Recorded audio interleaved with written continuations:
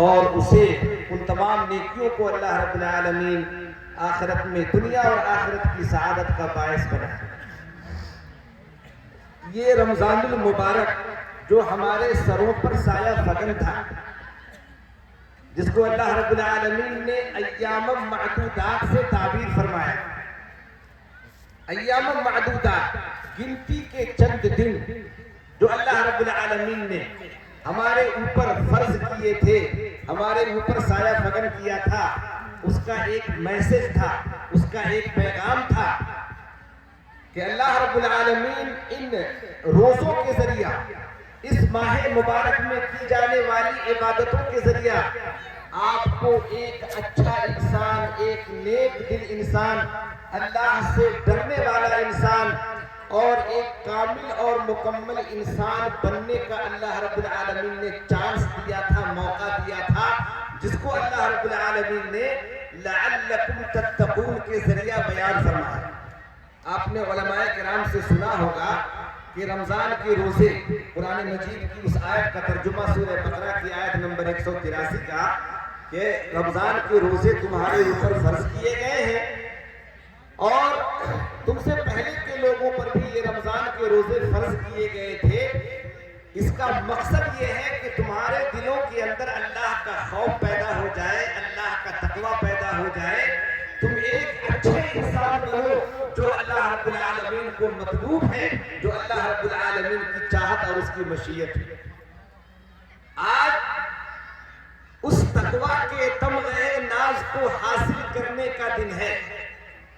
آج جو یہاں ہم جمع ہیں، آج جو عیدگاہ میں آئے ہیں اور یہ جو دگانے کی نماز ہم نے ادا کی ہے، آج اللہ رب العالمین نے اس انعام کو دینے کا دن مقرر فرمایا ہے، جو انعام اس نے رمضان کے روزوں کے وجہ سے، اس میں کی جانے والی عبادتوں کی وجہ سے اپنے بندے کو دینے کا اعلان فرمایا ہے۔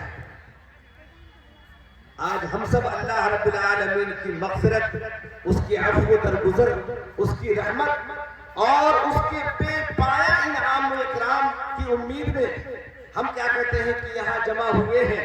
اللہ رب العالمین ہم سب کو اپنا وہ انعام عطا فرمائے، لیکن اس سے پہلے ایک بات غور کر لیجئے کہ اس تمغے ناز کو پانے سے پہلے، تقوی کے اس مقام پر پہنچنے سے پہلے کچھ اور بھی ذمہ داریاں ہماری تھی، کچھ اور بھی کام کرنے کے ہمارے تھے، ہماری کچھ اور ذمہ داریاں تھیں۔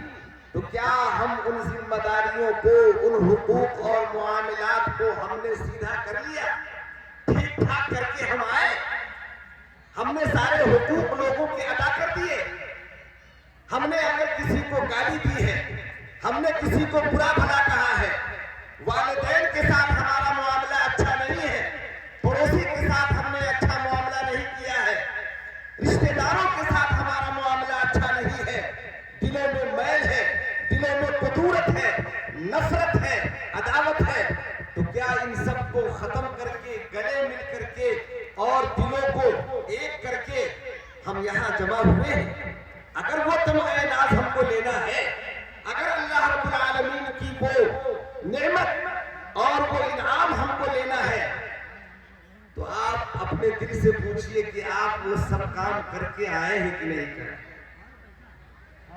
صرف نماز پڑھ لینا یا صرف روزے رکھ لینا، تراویح کے اندر کھڑے ہو کر کے رات بھر قیام کرنا، تہجد کی نماز پڑھ لینا، یہ کمال نہیں ہے۔ اس کے ساتھ ساتھ اللہ رب العالمین نے بہت سارے حقوق متعین فرمائے ہیں، بہت سارے معاملات متعین فرمائے ہیں۔ جب تک وہ حقوق و معاملات ٹھیک نہیں ہوں گے، تب تک آپ کی نمازیں، آپ کے روزے اور آپ کی عبادتیں آپ کو کامیابی تک نہیں پہنچا سکتے۔ اللہ رب العالمین نے فرمایا وَاعْبُدُوا اللَّهَ وَلَا تُشْرِكُوا بِهِ شَيْئًا، اللہ کی عبادت کرو، اس کے ساتھ کسی کو شریک نہ کرو۔ وَبِالْوَالِدَيْنِ إِحْسَانًا، ماں باپ کے ساتھ حسن سلوک۔ ایسا تو نہیں ہے کہ آپ یہاں موجود ہیں وہ تمغے ناز لینے کے لیے اور گھر میں آپ کے ماں باپ آپ کی ظلم و زیادتی کی وجہ سے آنسو بہا رہے ہیں، ان کا دل دکھا ہوا ہے، ان کے دل پہ مرہم رکھا ہے، ان کی خدمت کی ہے، ان کو خوش کیا ہے؟ نہیں، اگر نہیں کیا ہے تو آپ اس تمغہ ناز کے حقدار نہیں ہیں۔ وَبِذِي الْقُرْبَىٰ، رشتے داروں کے ساتھ آپ کا کیا معاملہ ہے؟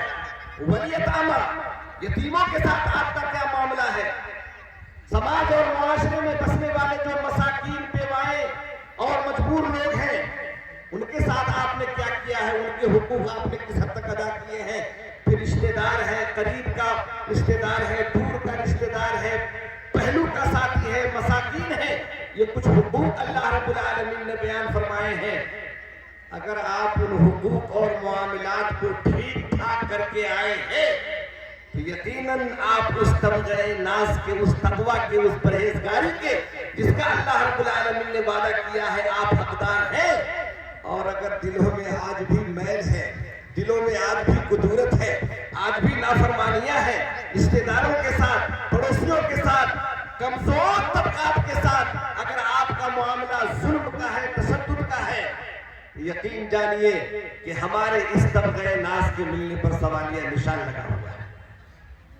اللہ رب العالمین نے سورہ بقرہ کے اندر فرمایا لَيْسَ الْبِرَّ أَن تُوَلُّوا وُجُوهَكُمْ قِبَلَ الْمَشْرِقِ وَالْمَغْرِبِ، بھلائی اور نیکی صرف یہی نہیں ہے کہ آپ اپنے رخ کو پچھم کی طرف کر لیں، اللہ اکبر، کسی کو گالی دے کر کے آئے ہیں اور یہاں اللہ کے سامنے کھڑے ہو کر کے معافی مانگ رہے ہیں، نہ، جس کو گالی دیا ہے اس کو راضی کر کے آئیے۔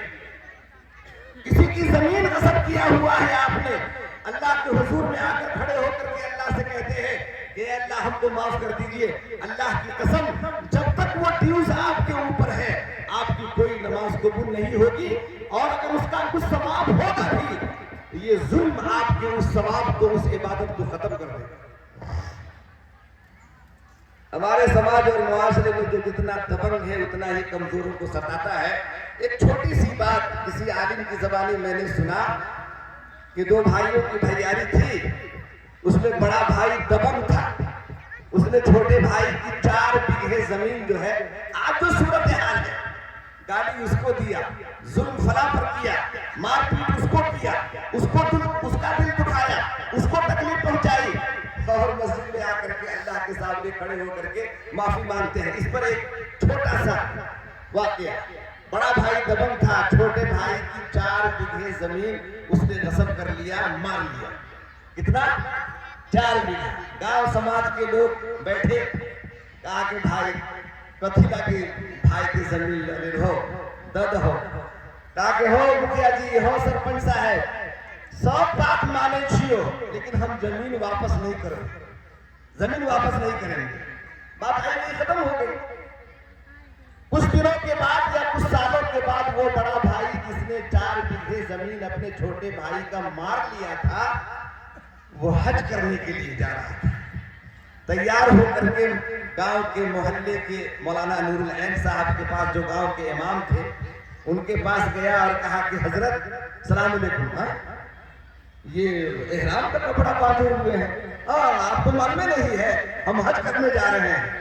کہا اچھا، اللہ مبارک کرے، حج کرنے جا رہے ہیں تو پیچھے کا سارا معاملہ صاف ہے نا، جتنے حقوق و معاملات ہیں سب کو آپ نے صاف کر لیا ہے نا؟ ہاں سب صاف ہے، ہمارے اوپر کوئی ڈیوز نہیں ہے۔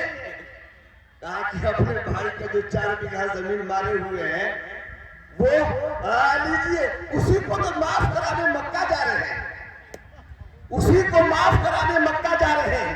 اللہ کی قسم، ہمارے معاشرے میں اکثر لوگ وہی ہیں، گالیاں زید کو دیتے ہیں اور اللہ کے سامنے آ کر کے کہتے ہیں ربنا ظلمنا، ہم بڑے پاپی ہیں، بہنوں کا، بیٹیوں کا حق مار کے بیٹھے ہیں اور ہزاروں روپے صدقات اور خیرات میں اٹھا رہے ہیں اور اپنے آپ کو بہت بڑا سخی اور داتا کہلواتے ہیں۔ ایک بات جان لیجیے، آپ کی کوئی نیکی، آپ کی کوئی بھلائی جب تک آپ اپنی بہنوں اور بیٹیوں کے حقوق جو اسلام نے متعین فرمائے ہیں جب تک آپ اس کو ادا نہیں کریں گے، آپ کی کوئی زکات، کوئی صدقہ، کوئی خیرات اللہ کے یہاں قابل قبول نہیں ہوگی۔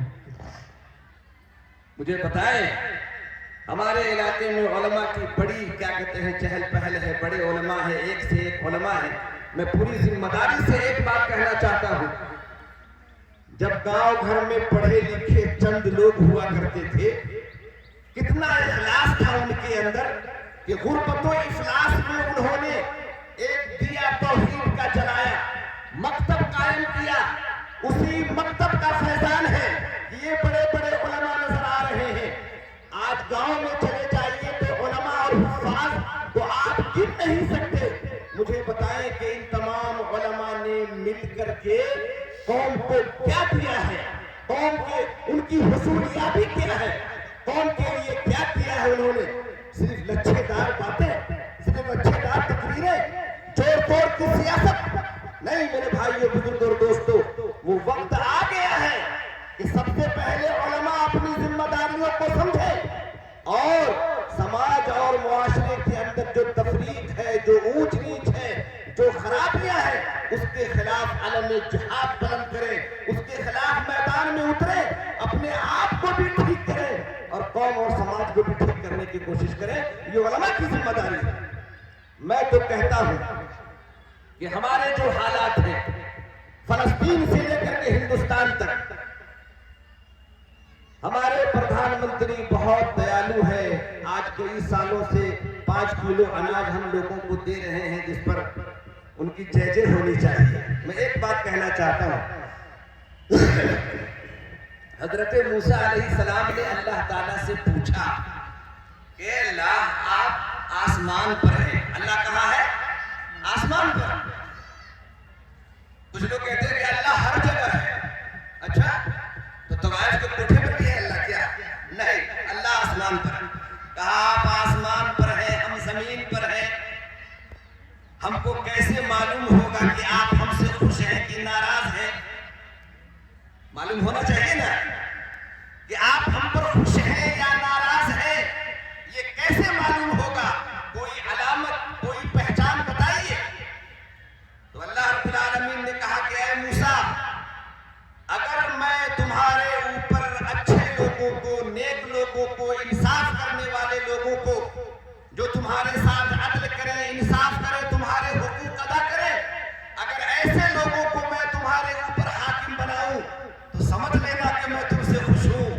اور اگر میں تمہارے اوپر ظالموں کو مسلط کروں جو تمہارے حقوق ادا نہ کریں، تمہاری عبادت گاہوں کو مسمار کریں، تمہارے مذہبی صحیفوں کو روک ڈالے، جلا دیں، اگر ایسے ظالموں کو میں تمہارے اوپر مسلط کروں تو سمجھ لینا کہ میں تم سے ناراض ہوں۔ اور یہ علامت بتا رہی ہے کہ مجموعی اعتبار سے قوم مسلم اللہ کے عذاب کے نرغے میں ہے، اللہ کے عذاب کے نرغے میں ہے۔ اور اولا يرون انهم يفتنون في كل عام مرة او مرتين، لوگ دیکھ رہے ہیں کہ سال میں ایک بار، 2 بار، بلکہ کئی بار طرح طرح کے فسادات، طرح طرح کے تشدد، مظالم کی ایک کیا کہتے ہیں کہ اس کا ایک تسلسل ہے، لیکن لوگ اس سے نصیحت حاصل نہیں کرتے۔ اللہ رب العالمین نے فرمایا وَلَقَدْ أَخَذْنَا، دیکھیے اللہ نے دل کو ہمارے پتھر بنا دیا ہے، ہم کو توبہ کی توفیق نہیں ملتی۔ رمضان آتا ہے، گزر جاتا ہے، لوگ شان سے روزہ نہیں رکھتے، ہم سے پار نہیں لگتا ہے۔ قبر میں فرشتہ کہے گا اب پار لگ رہا ہے، ہاں اب پار لگ رہا ہے۔ غالباً علامہ ذہبی کا قول ہے، آج آپ کو رمضان ملا تھا نا، آپ نے قدر نہیں کی۔